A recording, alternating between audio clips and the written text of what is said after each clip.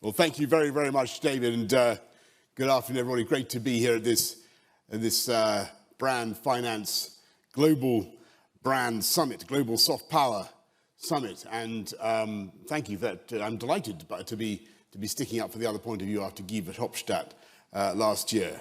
And I'm going to give you a bit of an analysis of soft power, folks. And I'm going to begin by saying I was going for a run the other day in the park, and the trouble with these days, it gets lighter and lighter so that I become more easy to recognize under my beanie hat. And some fit young geezer shot past me, looking actually a bit, not much hair, he looked a bit like one of my former advisors. And he sang out a cheery London greeting. Wanga, he said. And I am normally impervious to these types of things, but I'm afraid this time I seethed and I thought, you rotter. I thought, it's a beautiful day, it's a beautiful park, and the sun is just peeping over the gorgeous London skyline, for much of which I gave planning permission. The swans and the coots are all innocently doing their thing, and you have to go and be so rude. And do we have to put up another sign by the one that says, don't feed the duck, saying don't shout at the politicians? And then I relaxed, and I thought, what a wonderful country it is that we live in, and how privileged I am to be shouted at on my morning run, because it shows how minimal is the distance between the government and the governed. And if you doubt what I'm saying, then just try to imagine Vladimir Putin, with or without his T-shirt, running around Red Square and being shouted at. And what would they do? Would they do that? Would they shout? I mean, they wouldn't. They would scatter from his path like pigeons. And what we had there in that admittedly somewhat one-sided exchange was therefore something of incalculable value to this country and to our economy, which is the freedom to say more or less what you like to more or less whomsoever you choose. And as I say this, I'm conscious that people in Britain today are worried about a sense that they are being muzzled. And of course, people should be vigilant about freedom of speech when we're bowdlerizing Roald Dahl. But nothing and no one is going to stop me reciting the song of the Oompa Loompas about Augustus Gloop, which you all remember. Augustus Gloop, the great big greedy nincompoop. What's wrong with that? It made me weep with laughter as a child. And frankly, I'd be very surprised if anybody at SIS in Vauxhall behaved towards their secretaries as Bond behaved towards Moneypenny. But that doesn't mean we should be banned from reading Fleming's novels. And in all this debate, we should never confuse our feelings of irritation at wokeness or political correctness with the genuine terror inspired by authoritarian systems, where journalists are shot for insulting politicians, where they are not hailed for exposing corruption, but jailed. And we should remember how lucky we are to live in a country and a culture where speech and thought are so free, because it's those freedoms, freedom of speech, freedom to live your life how you choose, provided you do no harm to others, freedom to love whomsoever you choose, that turn this city, have turned this city and this country into a great magnet for talent. The world's top chefs.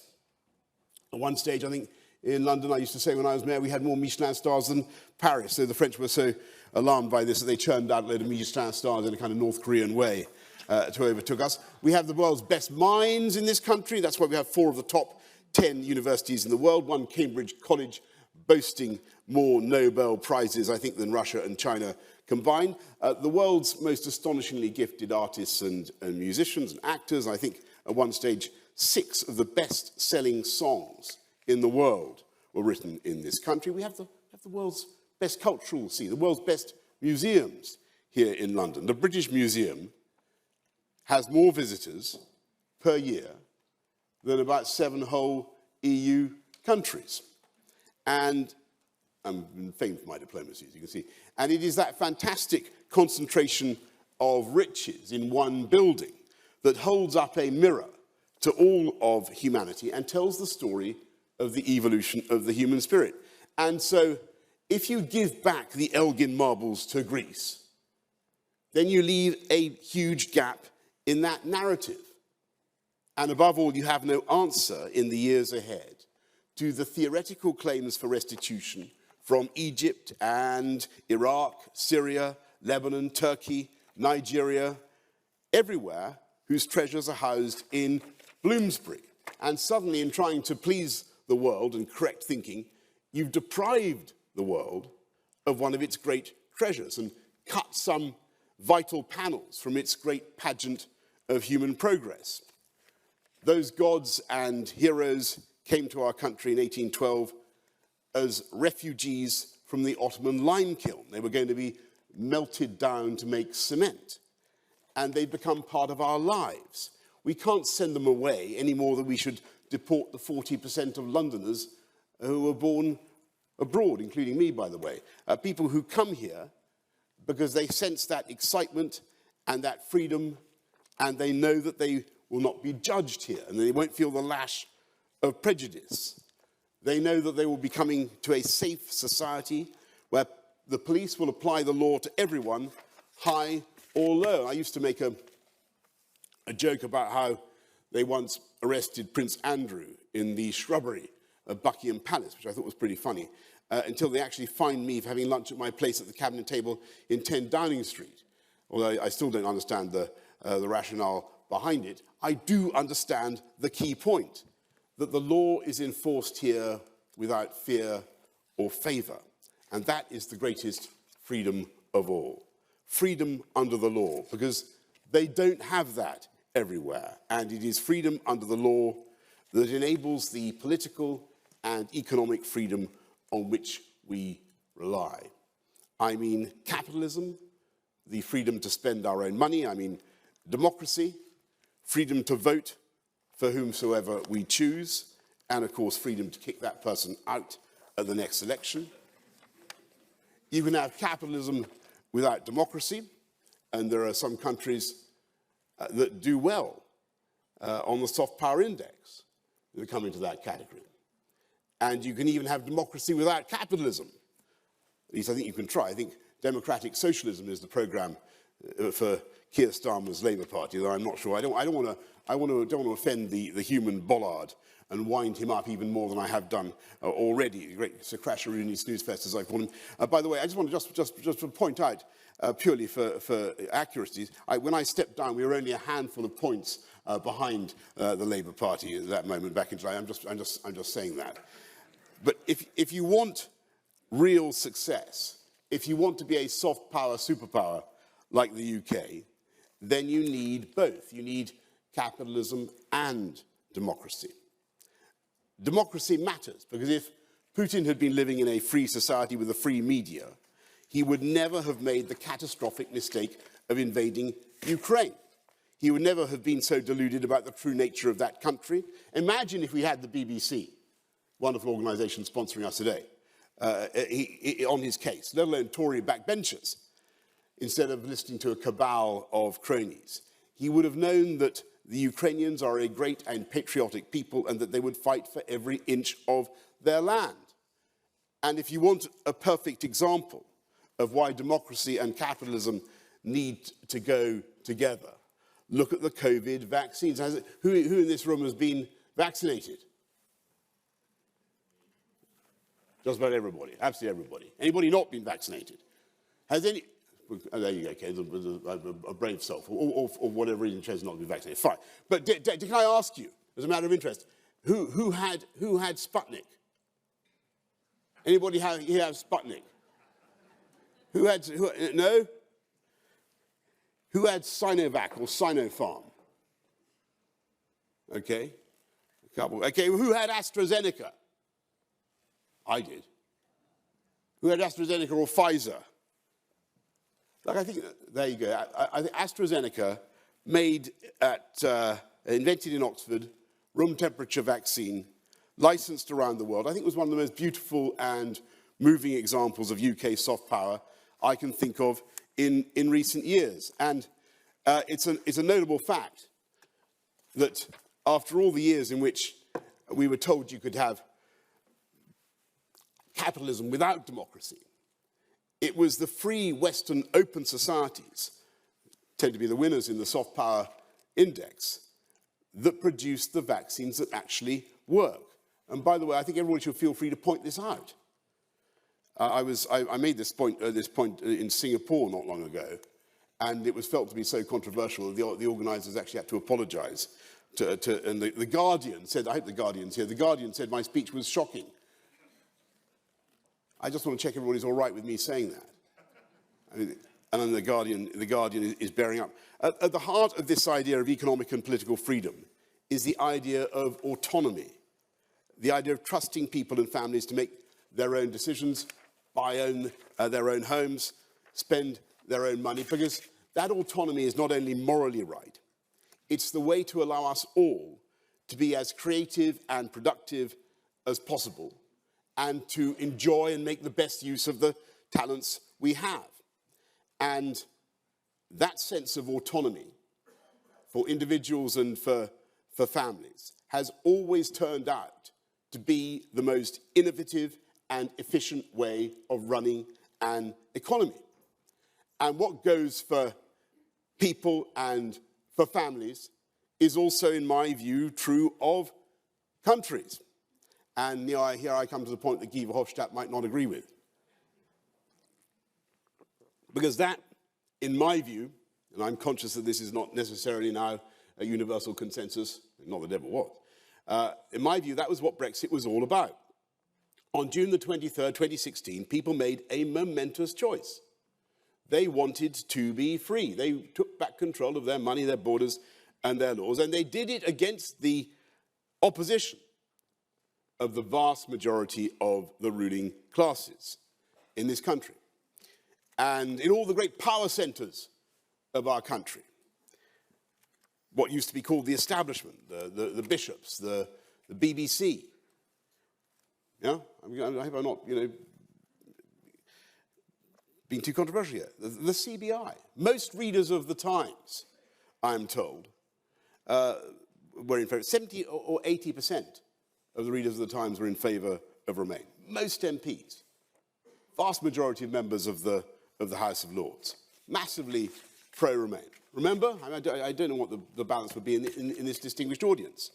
But as soon as that happened, there was a concerted attempt to reverse it, or at least to stop the UK leaving properly. And the Treasury in particular wanted the UK to remain in alignment with the EU legal order. That's why we had all those arguments over the years about the so-called Chequers deal. And many of us rejected that approach out of pure logic. We said there was no point in leaving the EU if you were going to remain locked in the single market. There was no point in being a vassal state. There was no point in being a rule taker.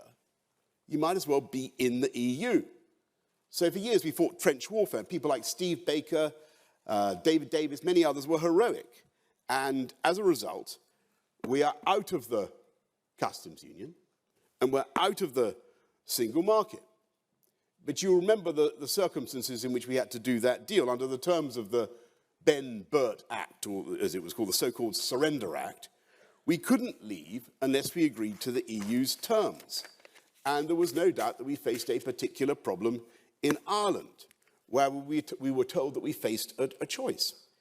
If the UK wanted to come out of the customs union and the EU internal market, and if we wanted to keep an open border across the island of Ireland, which we emphatically did for the sake of peace on the island and the Belfast Good Friday Agreement, then we would have to make sure that we somehow checked on goods that might go from Great Britain to Northern Ireland and then on into Ireland. And that is what the protocol does.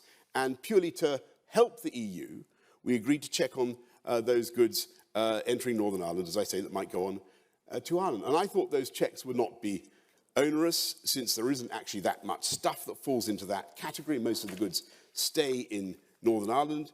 And it's all my fault. I'm fully accept responsibility. And the protocol itself, and this is why I signed it, contains lots of reassuring phrases about how Northern Ireland remains in the customs territory of the UK and will benefit from participation in the United Kingdom's independent trade policy. The protocol notes the importance of maintaining the integral place of Northern Ireland in the United Kingdom's internal market.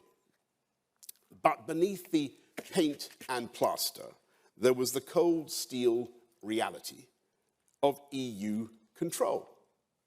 And the Commission was in charge, and not the UK. And contrary to my hopes, they did not apply it sensibly. And we had the mad ban on sausages and potted plants and tractors and heaven knows what, and people unable to send parcels to their grandchildren. We had very serious diversion of trade, as British retailers couldn't move goods like shortbread from one country, from one part of the country to the other, even if they didn't actually have stores in Ireland itself. And of course, these everyday frustrations were particularly acute for unionist communities in Northern Ireland, who felt they were being cut off from the rest of the UK, which I bitterly regretted and I felt was absurd, because the large majority of Northern Ireland trade is with the rest of the UK. And the problem I had was that there was nothing legally that the UK government could do, because we'd given that power away. And that is why we had the bill, to fix it and to sort it out. And that's why I believe we had that majority of 80 seats, because I think the people of this country sensed that we needed to fix it. And that bill does fix it. It's still in Parliament. It does fix all these problems. It removes any border checks down the Irish Sea. It would allow the UK to determine VAT rules in Northern Ireland, state aid, subsidies, and so on. And above all, it would allow Northern Irish firms to make goods and of any kind, put them on the market in Northern Ireland if they conform to UK standards and not EU standards. So a dual standard regime was envisaged. And I don't believe for one moment that it would have necessitated checks north-south, certainly not by the UK. We would not have done anything of the kind.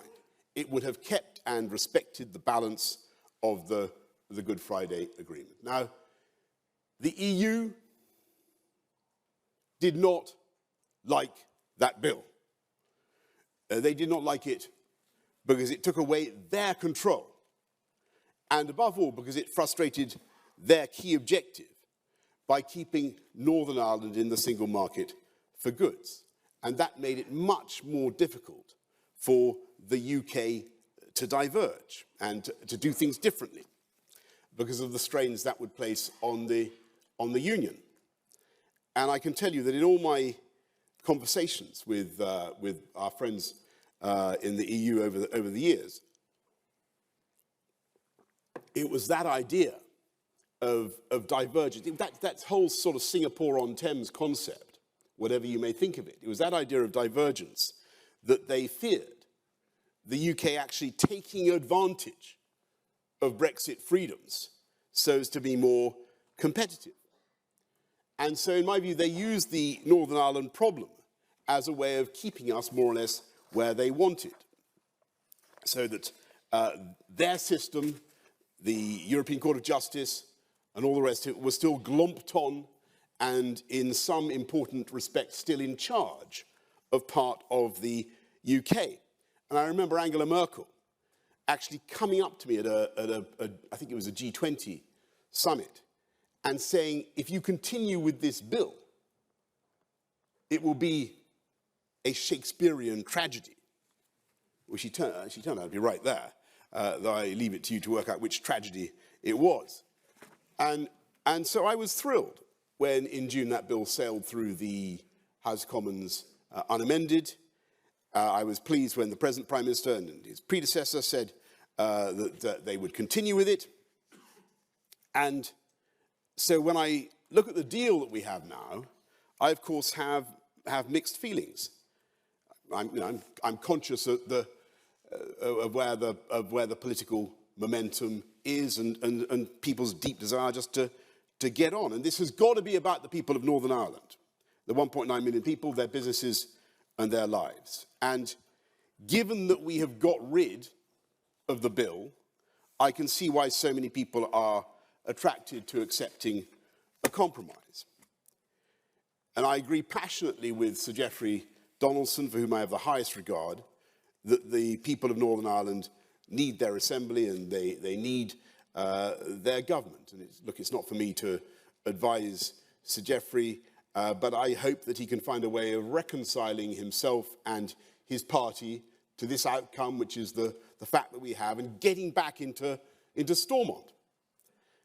But, and I am conscious I'm not going to be thanked for saying this, but I think it's my job to do so. We must be clear about what is really going on here. This is not about the UK taking back control.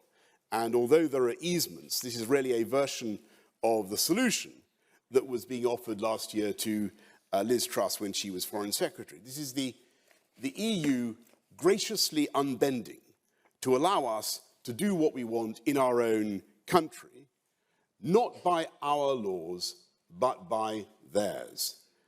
They're not scrapping hundreds of pages of EU regulations. They're passing EU law. They're passing new regulations to allow British goods to pass from one part of this country to another, still under EU law, but with what they hope will be lighter bureaucracy. 21 data points on the forms instead of 80 to be completed by trusted traders who can show the EU that they have certain assets and goods for sale in Northern Ireland, and to be prominently labelled not for EU, among many other provisions and restrictions. Look, we've got to hope that it works and genuinely reduces frictions. I'm particularly concerned that goods going for processing and manufacturing in Northern Ireland from Great Britain, goods that are part of a supply chain, seem to be going through the red lane for firms above a certain size, which seems pretty crazy and not supportive of the UK internal market. And what this will certainly not do is allow goods made in Northern Ireland to be made according to UK standards, unless they're also EU standards for sale in Northern Ireland. Or at least it is very, very unclear the extent to which that would be allowed. It's very unclear for foodstuffs, for motor manufacturing, and all the rest of it. The EU single market remains paramount. And in that sense, this deal helps to accomplish the key objective that I spoke of. And so it acts as a drag anchor on divergence, and which, as I say, is the point of Brexit. There's no point in Brexit unless you do things differently. And then beneath the bother and the hassle of these rules, you have to ask yourself the key question: who votes for the people who decide these rules?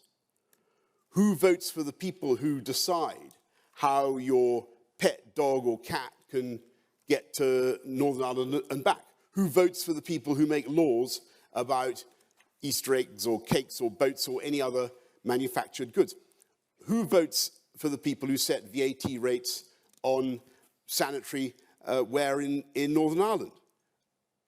No one in England or Scotland or Wales, and no one in Northern Ireland.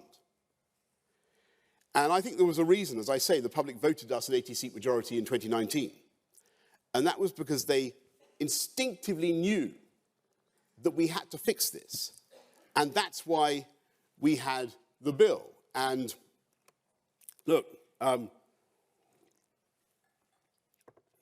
to the punchline. I'm going to find it very difficult to vote for something myself, because something like this myself, because I believed that we should have done something different. No matter how much plaster came off the ceiling in Brussels. And I hope that it will work. And I also hope that if it doesn't work, we will have the guts to deploy that bill again. Because I've no doubt at all that that was what brought the EU to negotiate seriously.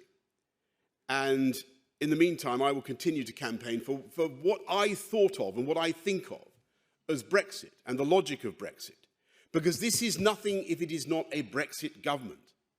And Brexit is nothing if we in this country don't do things differently. And we need to take advantage of it. And we need to be seen to take advantage of it. And let me give you an example.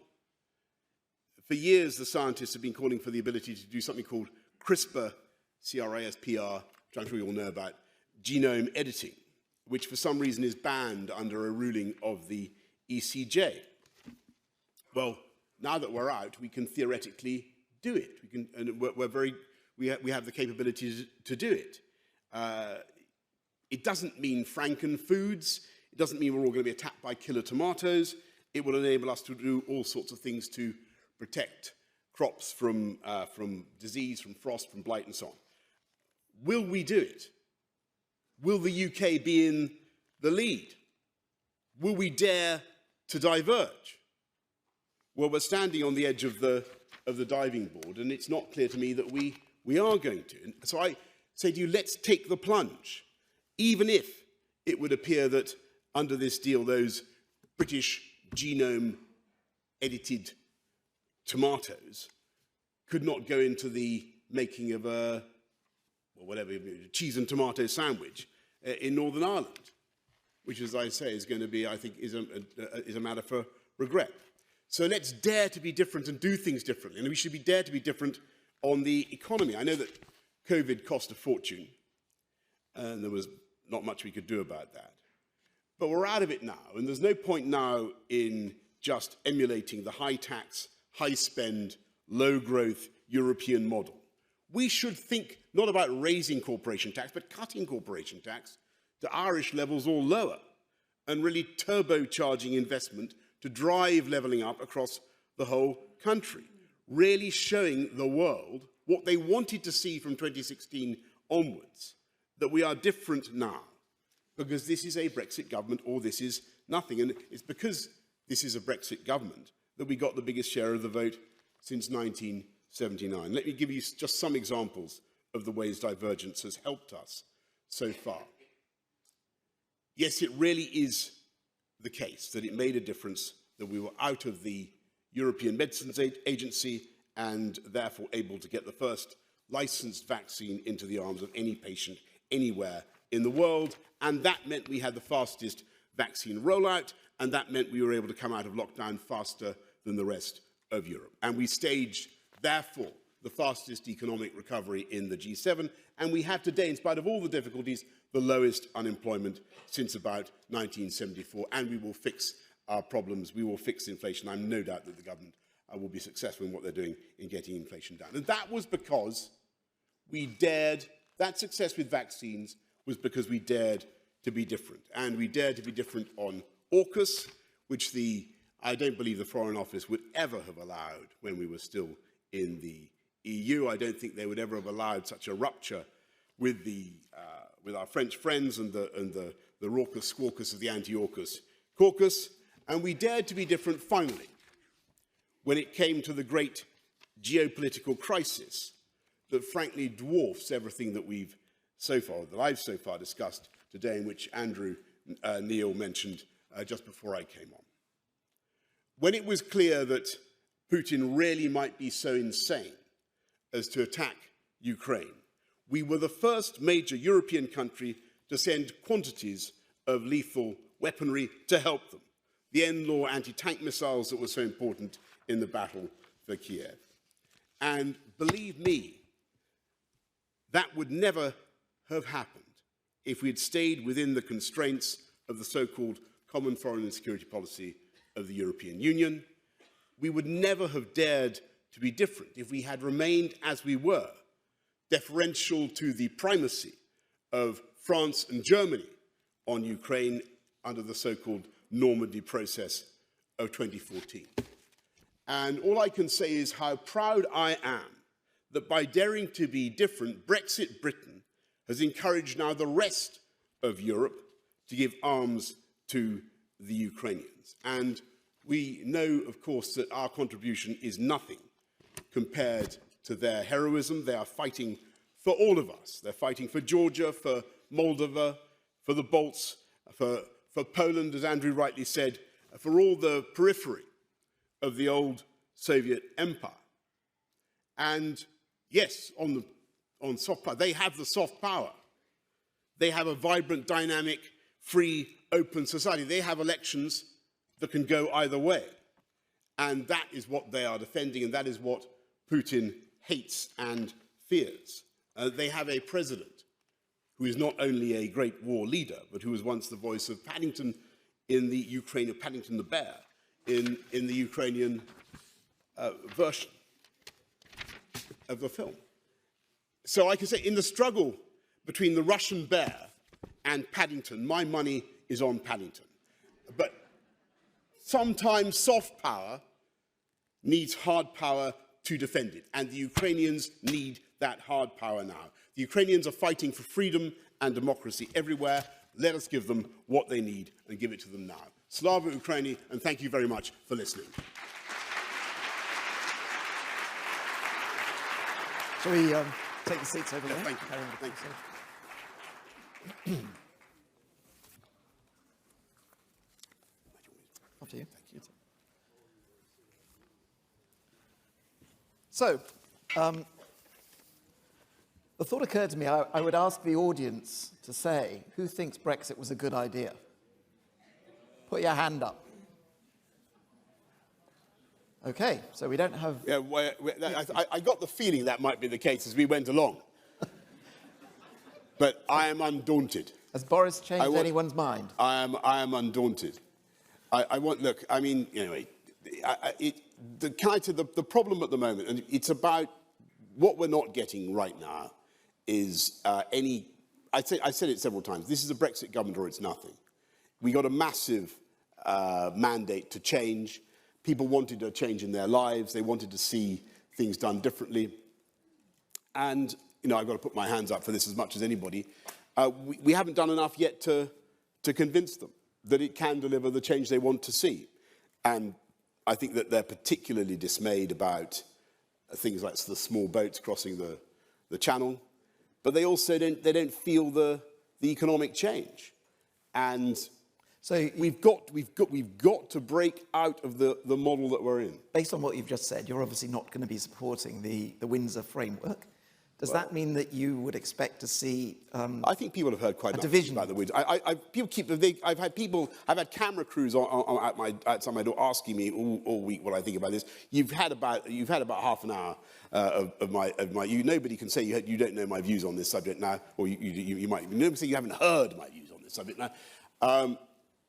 It is clear that this is where people are now. And it's clear from this room that this is what people want to move on. So do you think they want to do a deal? They don't want any more ructions, and I get that. I totally get that, and I've got to be realistic about it. So should there be an election? Well, there is going to be an election. We're going to win that election. That's not till January or till the end of next year. Okay, fine. So just going through a few things. We're talking about Ukraine there. Do you think there's more we could do? And is Ukraine going to win? What more can we do? I think Ukraine is going to win, but it's going to be very hard. And they need the maximum support. They need it now. And my argument is, why delay? What happens in this conversation, we always end up giving them stuff sooner or later. Well, if it's the choice is between sooner or later, let's give it sooner. We first of all, it was NLAWs, then it was HIMARS, then it was tanks. Now the question is about aviation, about planes. It's going to happen sooner or later. Let's do it sooner. But do you think it's only going to be resolved militarily, or is it going to be resolved by negotiation? Well, look. Classically, people would say this is now tragically a war in which the Ukrainians are fighting and winning this war, but they depend on the support of us in the West. And they're the heroes, but they do need support. We must not fail in giving that support. What America has done has been absolutely spectacular. And I don't think people have realized the extent of the US support. $45–50 billion now of support for Ukraine. This is a massive commitment to transatlantic security by the Americans. I do worry a bit that that the atmosphere in Washington could change if Ukraine doesn't win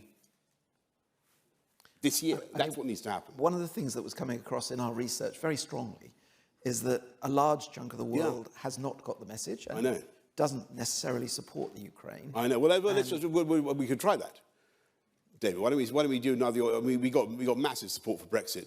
Let's see. Let's see. I mean, I thought I did pretty well considering how tough that audience was. I mean, you've got to be realistic. I had one vote in the audience at the start of the meeting. I was, the selection meetings go. That was really very tough. Let's just see who's basically a kind of Ukraino skeptic.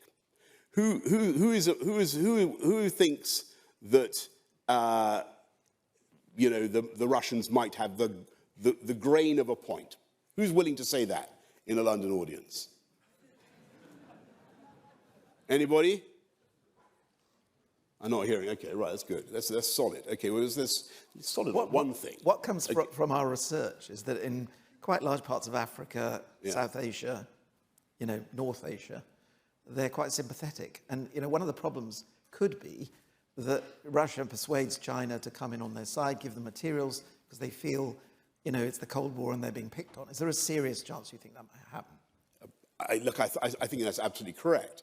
I think that there are large parts of the world where it doesn't seem as clear to them as it does to you and me. We feel instinctively this is right and wrong, this is good and evil. Nothing could be clearer to me. This is a sovereign, independent European country that was invaded in a brutal and criminal way. And we should do everything we can to help them protect themselves. But I got to tell you, that's not how,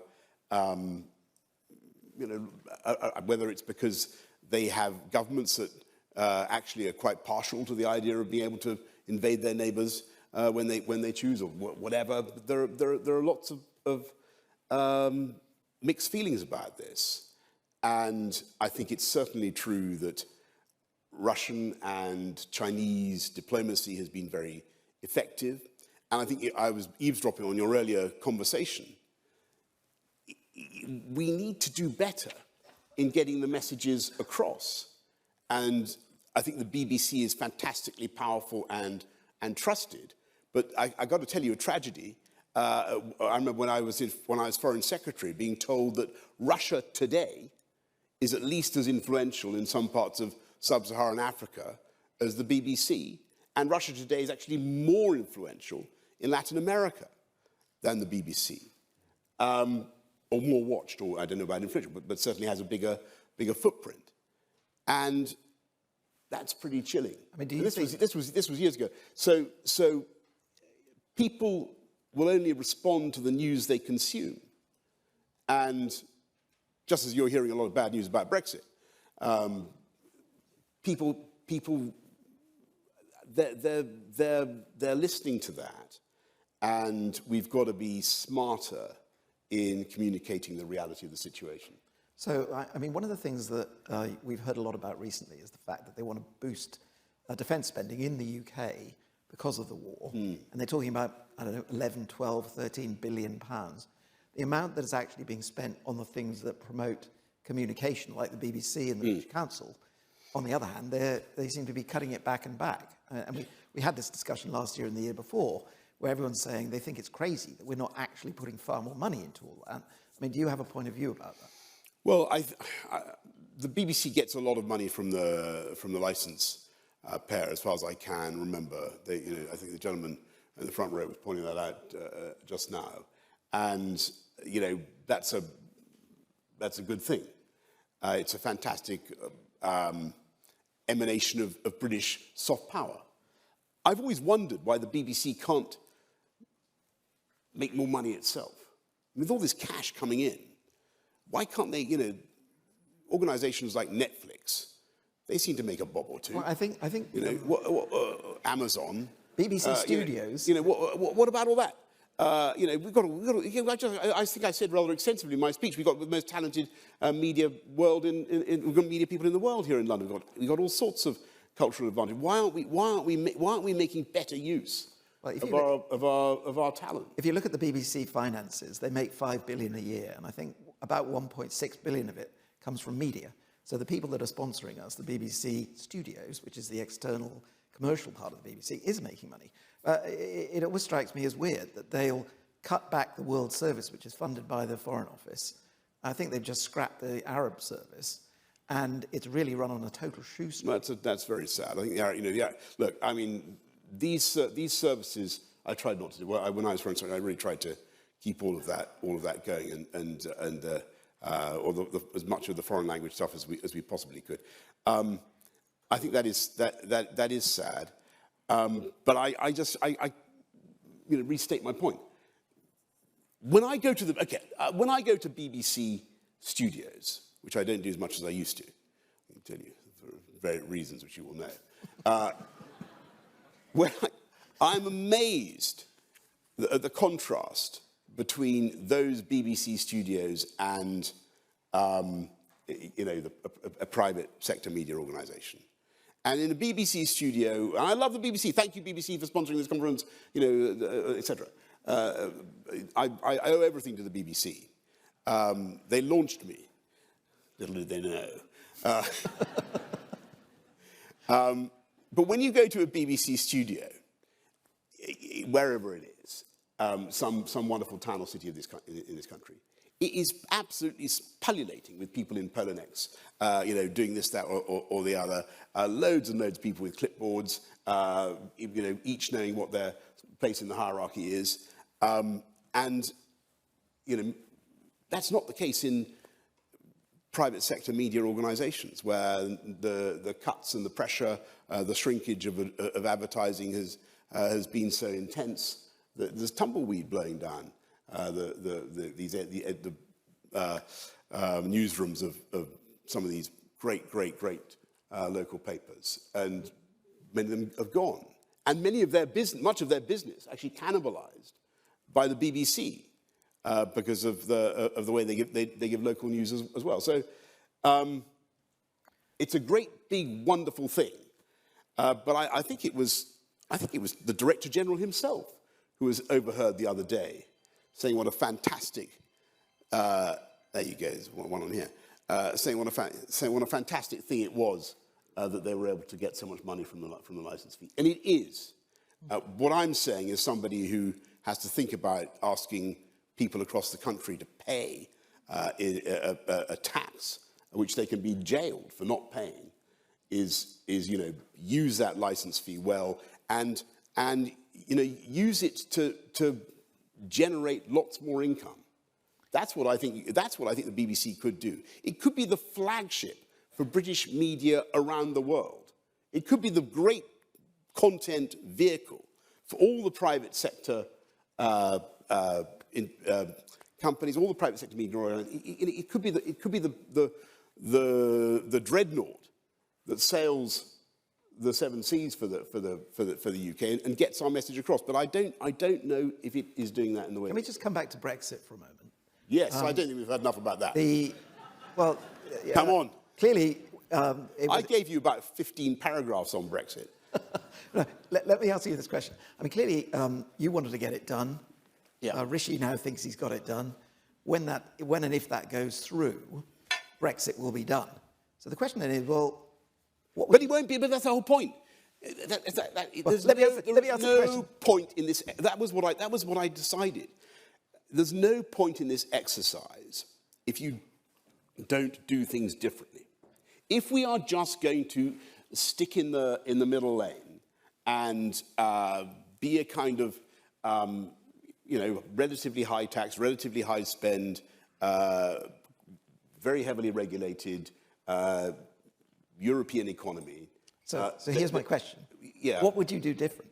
I mean, I find it very hard to believe that we were going down to 19%, possibly to 17% corporation tax. I know. Ireland sat there on 12%. I had my fingers crossed we'd go down to 12. What I would have done, in retrospect, what I wish we'd done, and I spent an awful lot of time with my friend, the former Chancellor, now Prime Minister, trying to see we need to set out our stall about Brexit. And what I wish we had done is put a big invest here sign over Britain as soon as we were out of COVID, as soon as it was remotely credible. I think we should have done something. We should have outbid the Irish. We should have said, this is it. Come here. We will give you tax breaks of a kind, or, you know. So you think tax rate should be 10%? What it needed was a big sign that things were different and that the UK was the place to come to. Because what's so interesting is that I think the global audience, when it happened, thought, that's interesting. What do the Brits mean by that? What are they going to do? And we had this long civil war about what Brexit was. And we never really, but I think we haven't yet said we're doing things differently. And that's why things like the genome editing, get on and do it. Right. You know, but what else? We've got to move. What else should we be doing? Well, are there trade deals we should be doing? Are there relationships with other countries we should be doing? Of course. But there are things you should be doing on financial services, on data. There is a huge amount that we should be getting on with, and I think that. I mean, it seems to me, as someone who did actually vote for Brexit, as you probably gathered, that people agreed with the principle and wanted to see something different. There have been several things that have been different that you just outlined, which I don't think you get enough credit for. But as you say, there is no sort of manifesto of things that would make a real difference, starting with tax. I mean, I just don't understand why they have gone for high tax rather than low tax, and I don't really know what the areas are that they could liberalise. Maybe you should set that out slightly stronger, and then people might support you. Well, I think that's right, but don't forget, it wasn't a trivial thing that we, as I said just now, we were able, because we had a different regulatory regime, and people will dispute this, but if you look at it, it's absolutely true. We were outside the European vaccines program. We were able to do things very, very differently, and we approved a vaccine faster than any other country. The Medical Health Regulation Agency, the MHRA, was able to approve, I think, both Pfizer and AstraZeneca before anybody else. I'm fairly certain of that. And that gave us the edge in rolling out that vaccination program. And that was a totally massive thing. And, it was I would say Brexit saved lives. Right. And I absolutely would. But people find it very difficult to accept that point. They say, because I think the general sort of gloom about the subject has been so intense. When you look at stuff like the chemicals regulation, the financial services, Solvency II, MiFID, all those sorts of things, these are areas where we're now making progress. But I think, and Rishi definitely wants to make progress on them, but we need to be talking about it more. And I think what we've got to avoid is the idea that we can kind of make everybody love us more by sort of being more, just not being different. I mean, one of the things I would like to get your view on is that now that we are not in the EU and we can do what we like, there are certain countries or blocs that we might get more friendly with. I mean, is, for example, the Commonwealth the answer? We're having a session this afternoon. Yes. And how does the Queen's death impact on the relationship with the Commonwealth? The Commonwealth is a brilliant institution, and 52 countries that have many of the young people of the world, the future markets of the world. We should be doing a lot more with it.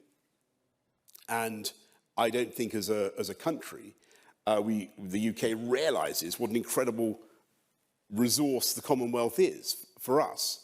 And the French and the Germans used to say to me, God, this is fantastic. If we had something like this, we would make much more of it. So thinking specifically about... I think we need to intensify our Commonwealth cooperation. I always felt Commonwealth summits were just too kind of diffuse, there were not enough clear objectives, whether on trade or whatever. It was too general. We need to find a way of making the conversation much more action. At the moment, the debate about the Commonwealth is largely, now that it's King Charles, not Queen Elizabeth, is that going to result in them getting rid of the monarchy and it gradually diluting? No. Or do you see it as something which we can inject more into? And if so, what? I think that the monarchy, I don't know what anybody else thinks, but I think one of the most stunning thing about the sad death of Her Majesty the Queen last year was how seamless, how natural the transition seemed. I don't know whether it was just. I've got to tell you, I as a politician, as somebody who cares passionately about it all, who is I didn't know. I didn't know what would happen, and I remember being in the House of Commons when the tributes were paid to Her Majesty. How absolutely uniform and how heartfelt were the tributes from all benches, not just to the late Queen, but also to the new King, and how emphatic people were in their support for the institution. I was really taken. Even really quite hardened left-wingers on the other benches were very clear about what they thought and said and meant. You could see that they meant it. And I think that the value of the institution was really proved. So one of the things we were talking about earlier is the outstanding performance of the UAE. Yes. They are the country that has done best, seem to be making the most investment in soft power. In your soft power ranking. Yeah, yes. what can we learn from them? Have we done things that we should be doing better as a result? Yeah, well, the UAE, I think that it's an absolutely amazing country. And the UK, it's like the Commonwealth, we have total amnesia. We forget our links. And the flag actually only went down in I think the Trucial States in 1971. This is a part of the world where, like it or not, the UK is deeply familiar. We should be doing far more. And there is a massive opportunity. And I've had a good fortune to have a lot of time with His Royal Highness Mohammed bin Zayed. I've talked to him a lot about what the UK and the UAE could do. I think what we can learn from the UAE is, and they're fantastic PR. I mean, the thing they did, the thing that with their space program, is pretty good. I'm very keen on our space program, but it's had a bit of a hiccup, and we need to keep going. So I think much more trade. I mean, people don't know about the extent of UAE investment in the UK. It's massive, but we need to be. Well, I think a lot of people don't know about the extent of investment by the UAE in lots of things: aid in Africa, space, all manner of different things. But just turning to the States for a moment. I mean, now that we are floating away from Europe, no, we're not. Well, okay, we're not. I mean, are we just the 51st? I think just back on that sort of that Ukraine point.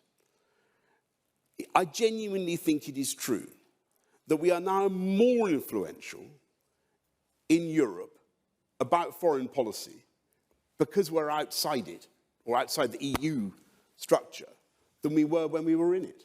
Okay. I genuinely think it was the sight of Brexit Britain doing this thing that helped to galvanise the rest of the. So thinking about our relationship, we're not drifting away from Europe. Thinking about our relationship with the US, then. Yes. Are we just the 51st state?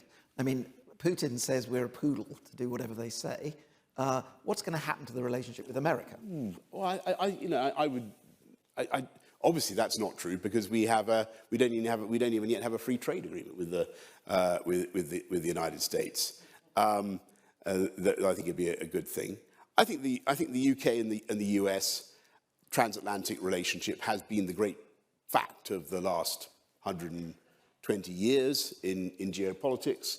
It's worked. It's helped avert disaster in 2 world wars, and I think you can see it working very well in the worst conflict now since the Second World War, as Andrew Neil rightly said.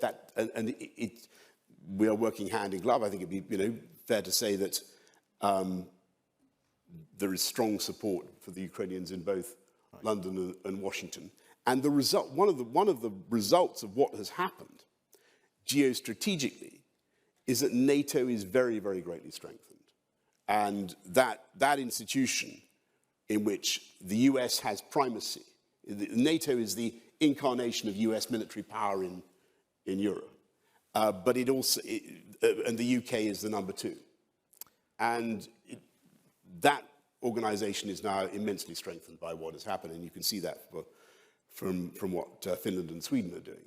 But also, I think the arguments now about Ukraine are So we've got a couple of minutes left. I've just got one last question, which is really about, 10 years from now, what's your future? I mean, are you? I think. Are you going to be running for election in America? Well, that's an interesting idea. No, I had to give up my. I had to give up my American citizenship because it was becoming very, very expensive.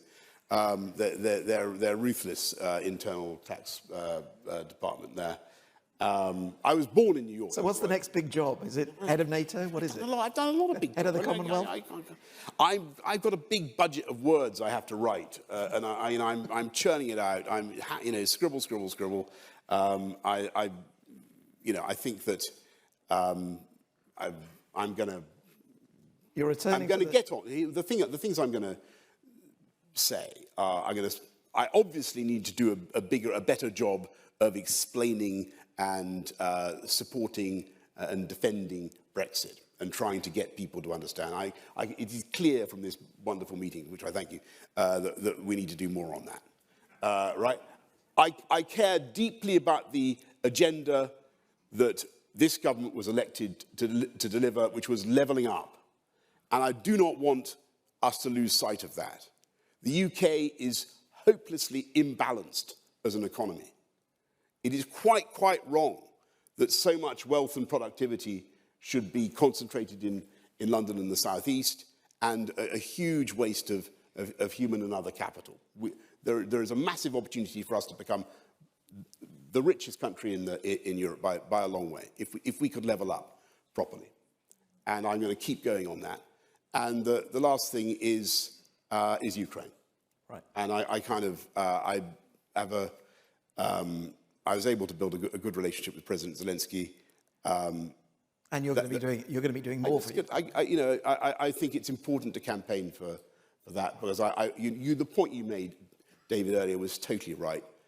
Too many people around the world don't get it and are apathetic. And there is a risk in Washington that some elements of the Republican Party will start to go wobbly on it. And there's some sort of crazy stuff. I don't know whether you're seeing this stuff. People start saying that Putin is a conservative. Give me a break. That's a disaster. So we shouldn't expect you to be returning to the plough in Oxfordshire anytime soon. You're going to be talking at large. No. I'm definitely. You mean the plough, the pub, or the? No, the Cincinnatus reference. Yeah, no, I'm going to be taking. I think it's very, very unlikely that I'll need to do anything big in politics. And I've done a lot. I think that I need to get on with trying to. I've got making money. There's that, but I've got big deadlines. And pages and pages to write. I think you should take notes from Nasir. He'll show you how to do the social media. Is that right? I know. We all need to. Anyway, thank you for your time. We've slightly overrun. Thank you very much, David. Thank you all for listening. Thank you all for. And lunch is now served upstairs. Thank you. Thank you very much.